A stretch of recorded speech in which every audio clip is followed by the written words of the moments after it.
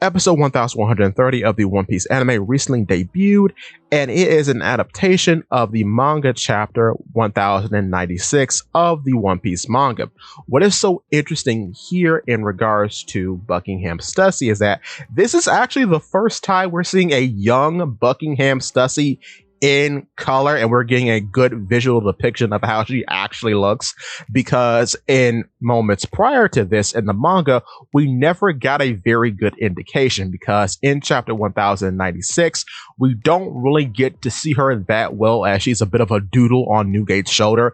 And then when we're given the Mads cover story, we only get to see the back of her with all the boys. So we don't really get to see how she looks there either. But what is so interesting about her outfit in this particular episode is that she's wearing the same thing that her clone wears when she becomes a Cypherpole Asia Zero member.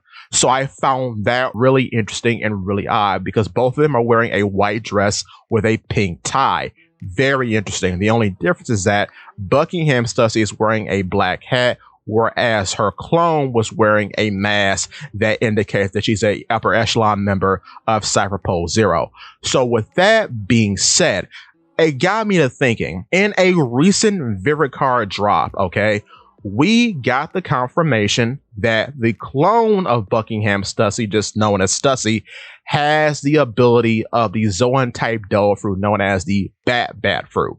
This is the first time a Bat fruit has made it into the canon. Of course, we had a Bat fruit before, but that belonged to Patrick Redfield, and it was a mythical Zoan fruit.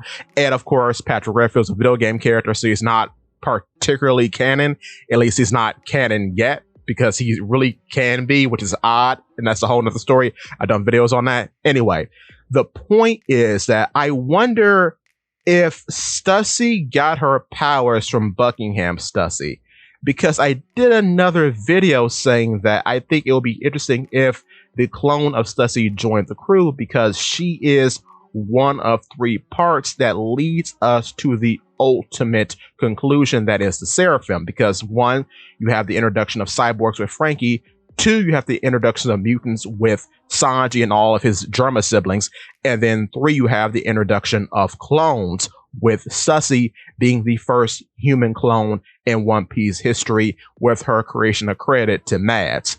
So with that being said, I wonder if Buckingham Stussy is the original holder of the Bat fruit, and when they cloned her, all that lineage factor and all that stuff that goes into cloning just got transferred over into Stussy. So she's a direct duplicate, and both of them have the Bat fruit devil fruit ability.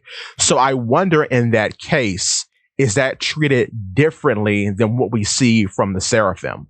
Because the funny thing about all the Seraphim that we see, and all the Seraphim supposedly that have not been named yet, none of the originals have Zoan fruit powers. The only one that's up in the air is the clone of Crocodile, because we don't know how Logia fruits are going to be handled in this circumstance. But no warlord of the original 7 is a Zoan. So I wonder, is Stussy going to be the only cloned Zoan fruit user in the series so far?